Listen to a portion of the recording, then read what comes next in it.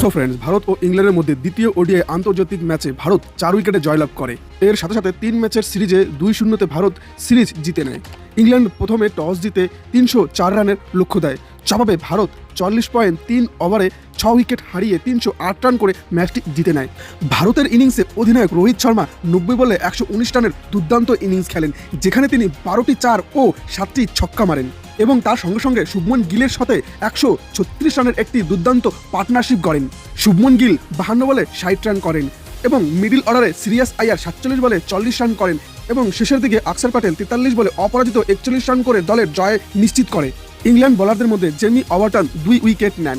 এছাড়া Liam Livingstone, গস Atkinson, Abdul Rashid একটি করে উইকেট নেন। ভারতের হয়ে সর্বোচ্চ রান করেন অধিনায়ক রোহিত শর্মা 90 বলে 119 রান, 7টি 6 ও 12টি 4।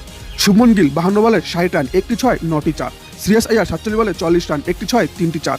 অক্ষর প্যাটেল 43 বলে 51 রান, 4টি 4। ভারত 44.3 বলে 308 রান করে ম্যাচটি জিতে নেয় এবং প্লে অফ দ্য ম্যাচ হন রোহিত শর্মা। সো ফ্রেন্ডস, যদি ভিডিওটি আপনাদের ভালো লাগে তাহলে অবশ্যই ভিডিওটি লাইক ও কমেন্ট করে জানাবেন এবং চ্যানেলটি সাবস্ক্রাইব করে পাশে থাকবেন। আজকের মতো এটুকুন, আবার দেখা হচ্ছে নেক্সট ভিডিওতে। Bye bye.